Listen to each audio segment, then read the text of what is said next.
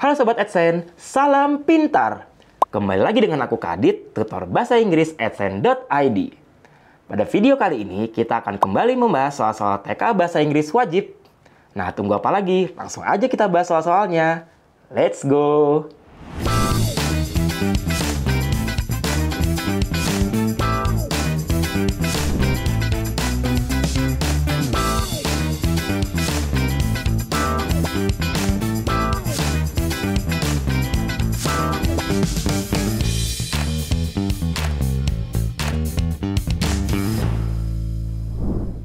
Oke, kita bahas soal nomor 1. Pertanyaan untuk nomor 1 dengan teks The Great Wall of China. Oke, dari judulnya aja ini jelas ya. Ini tentang tembok besar Cina, di mana ini biasanya adalah model teks deskriptif ya. Ini yang salah satu akan ada di kisi-kisi ya, yang salah satunya akan muncul di tes TKA nanti. Karena memang untuk di tes TKA yang wajib itu mayoritasnya adalah kalau dari kisi-kisinya ya, yaitu teks-teks reading yang dari kelas 1 dan 2 SMA, yaitu seperti deskriptif, prosedur, naratif, recount ya. 4 ini yang kemungkinan akan mayoritasnya muncul ya. Nah, untuk jenis pertanyaan yang nomor 1 ini adalah true, false, dan not given. Oke, kita tinggal checklist ya. Yang false yang mana, yang true yang mana, yang not given yang mana. Oke. Nah, kemudian kita tinggal ini lihat ya, di sini kalimat pertama, pernyataan pertama ya. The Great Wall was originally built to defend China from invasions. Awalnya dibuat untuk melindungi Cina dari serangan penjajah ya, dari serangan luar pokoknya. Invasi negara lain atau daerah lain. Great Wall ya dari awal ini. Most extraordinary architectural feats in human history. Originally constructed, nah ini mulai nih ya, dibangun awalnya untuk melindungi ancient Chinese states from invasions. Nah, berarti untuk pernyataan yang pertama, Great Wall was originally built to defend China from invasions, ini termasuk true. Kita tandai ya. Kemudian, all parts of the Great Wall were made entirely of stone. Semua bagian Great Wall ini terbuat dari batu. Coba kita lihat yang ada kata batu ya, pembuatan strukturnya itu. Oke. Nah, ini ya, early sections date back to the 7th century before Christ, while the most famous parts were constructed during the Ming Dynasty. Made primarily with from tempered earth, wood, bricks, and stone. Oke, jadi tidak hanya stone ya, tetapi ada tempered earth juga, ada wood juga, ada bricks juga. Berarti jawaban yang untuk yang pernyataan kedua ini termasuk yang false ya, tidak tepat. Kemudian, there is a hidden tunnel beneath the wall connecting several provinces. Ada terowongan di bawah tembok besarnya itu ya, yang menghubungkan beberapa provinsi. Nah, apakah disebutkan false atau true ya? Tunnel, coba kita cek. Watch towers itu yang menara untuk mengintai ya, untuk melihat apakah ada penyerang atau tidak begitu. Pending local resources, fire beacons by night, vast distances. Beacons ini seperti light ya, cahaya dari apinya gitu ya. Tall nonetheless, restoration near Beijing, Badaling and Mutianyu. Oke, physical feature, protect define itself, testament. Oke, sama sekali tidak disebutkan tunnel menghubungkan beberapa provinsi ya. Jadi jelas ini not given ya. Kemudian yang terakhir, only some parts of the wall have been restored and remain popular with tourists. Hanya beberapa bagian dari temboknya ini yang dipulihkan kembali dan menjadi populer di kalangan para turis. Hanya sebagian. Ini ya, today only a fraction, hanya sebagian dari original wall remains intact. Berarti untuk yang terakhir ini juga termasuk yang true ya. Only some part, only a fraction ya, berarti hanya sebagian, nggak semuanya, atau tidak banyak juga. Ya, jadi jawaban untuk yang pernyataan pertama true, kedua false, ketiga not given, dan terakhir keempat itu true juga. Dan ini harus benar semua ya. Kalau ada salah satu yang salah, maka nomor satu ini akan dianggap salah. Ya, jadi harus benar semuanya, harus teliti ya, hati-hati. Itu dia jawabannya. Lanjut soal nomor 2. Masih dengan The Great Wall of China, nomor 2 ini pertanyaannya adalah the text mainly discusses apa ya. Kata kuncinya jelas dari awal ya, sudah dikatakan dari title-nya pun ya, ini sudah mengandung kata kunci untuk main idea ya, yaitu Great Wall of China. Artinya semua paragrafnya pasti membahas tentang Great Wall of China ya. Great Wall ada, ini kemudian dibuat dari apa ya Great Wall-nya, along the wall, kemudian original wall, Great Wall, ada semuanya ya. Berarti jawabannya harus ada Great Wall-nya. Kalau tidak ada, berarti bisa kita coret ya, yaitu bisa kita coret jawaban yang B, tidak mungkin yang B ya, karena tidak ada Great Wall sama sekali. Kemudian jawaban E, tidak ada Great Wall sama sekali juga. Tinggal yang A, reasons why Great Wall collapse in many places. Alasan kenapa Great Wall ini banyak yang hancur di banyak tempat ya. Karena Great Wall ini kan panjang sekali ya. Kemudian the life of soldiers who work along the Great Wall. Kehidupan para tentara yang bekerja work along di Great Wall-nya. Dan juga history, structure, dan cultural significance dari Great Wall. Yang paling tepat jawabannya harusnya adalah, kita lihat dari sini ya, stretching over ini untuk ciri khasnya ya. Kemudian ini definisi, lalu tujuan awal dibentuk, kemudian ada terbuat dari apa di sini, kemudian pentingnya si Great Wall ini ya, embodies the resilience of civilization determined to protect and define itself. Berarti tidak mungkin ini jawabannya adalah yang tentang collapse ya. Tidak disebutkan sama sekali di semua paragrafnya tentang collapse si Great Wall ini. Kemudian tidak disebutkan juga mengenai life of the soldiers-nya. Jadi jelas jawaban yang tepat adalah yang delta, yaitu history, structure, and cultural significance of the Great Wall. Oke, sekarang kita bahas soal nomor 3. Pertanyaan untuk nomor 3, yaitu based on the text, which of the following statements are true? More than one answer is possible. Ya, jadi ini jenis soal yang jawabannya lebih dari satu pernyataan yang ada di bawah ini. Jadi kita checklist yang mana yang tepat sesuai dengan teksnya ya. Pernyataan pertama, the design and materials of the wall show how ancient builders adapted to different geographical areas. Menunjukkan bagaimana si para pembangun tukang-tukang di zaman kuno tersebut ya bisa beradaptasi dengan area yang memiliki geografi yang berbeda-beda. Coba kita lihat ya, desain sama materialnya ya. Tadi disebutkan desain dan material di paragraf kedua ya. Ini made primarily from tempered earth, wood, bricks, and stone.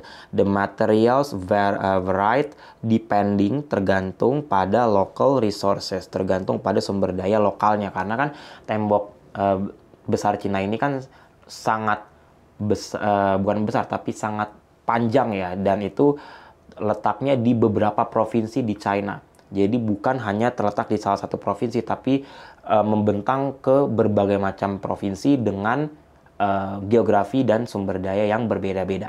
Ya, makanya disesuaikan.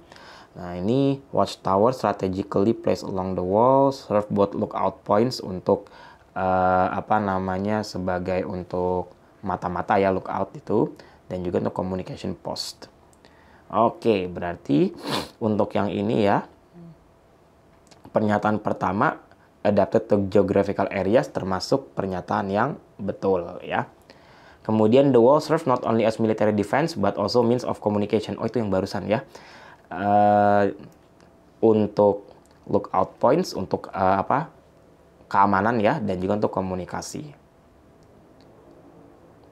Dan berarti untuk yang ini termasuk betul ya. karena untuk defense ya, untuk bisa mata-matai musuh ya, lookout tower tadi, dan juga untuk komunikasi.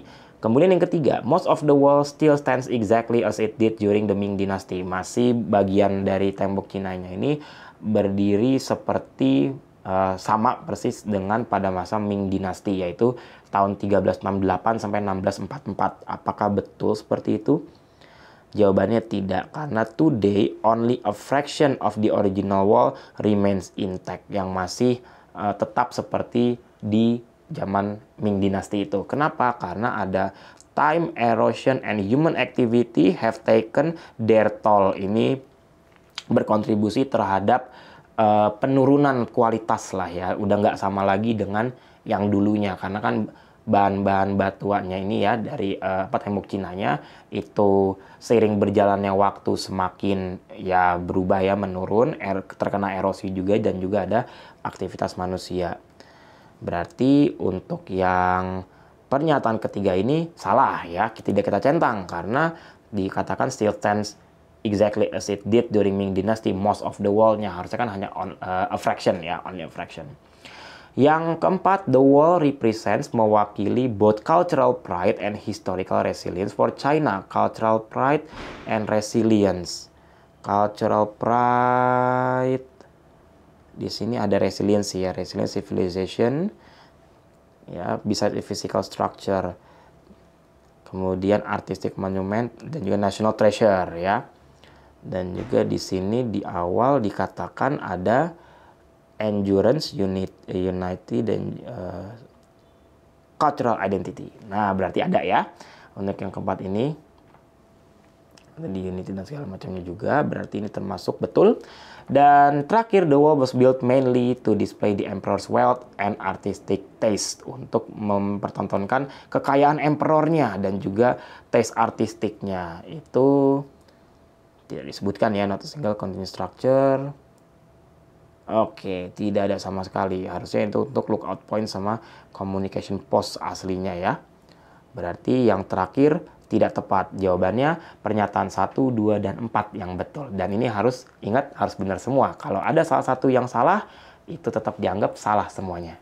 Itu dia jawabannya. Oke, sekarang soal nomor 4. Pertanyaan nomor 4 adalah, which of the following statements accurately reflects how communication, berarti detail question ya. Kata kuncinya communication maintained, dijaga ya, tetap terjaga along the Great Wall according to the text. Oke, berarti kita cek yang ada communication ya, ada di mana communicationnya disebutkan di teksnya. Ini communication post ini ya. Watchtowers were strategically placed along the walls, serving both as lookout points and communication posts.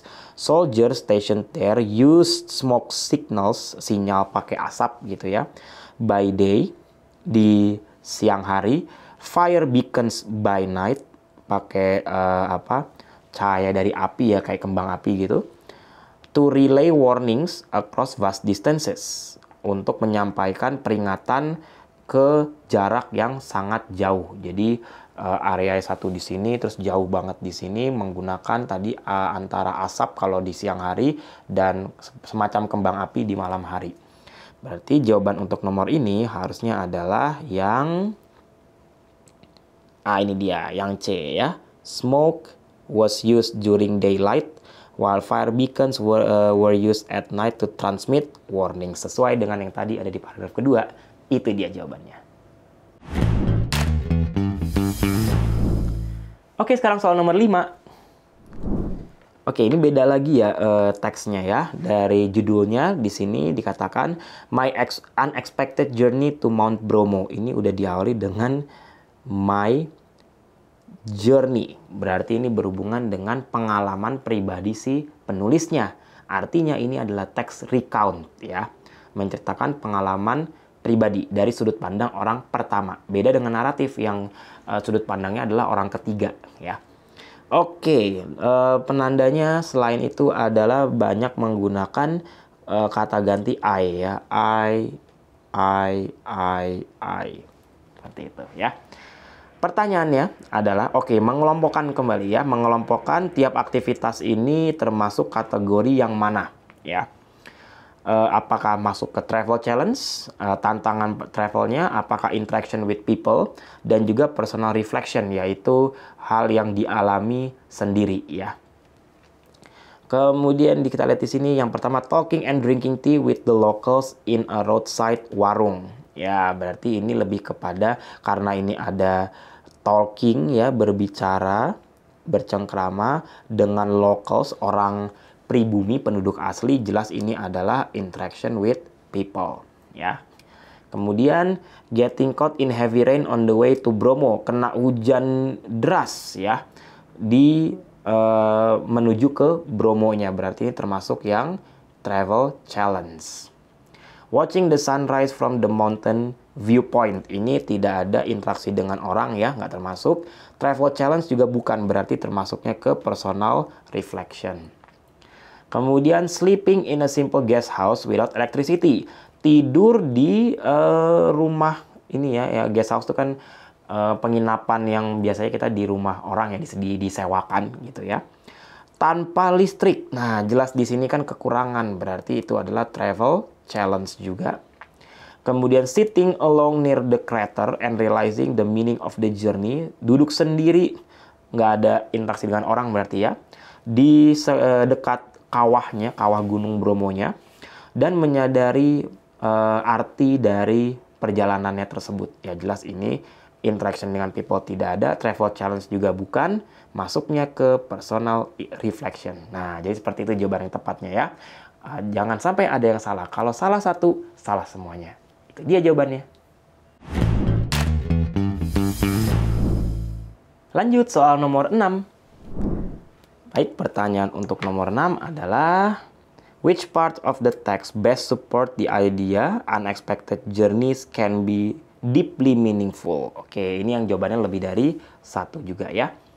Apakah yang pertama ini benar atau tidak ya? The writer met warm and generous locals during an unexpected delay. Bertemu dengan generous locals ya, orang pribumi aslinya di situ yang baik hati ya. Di sini ada ya, the locals offered me hot tea and stories about their lives near the mountain.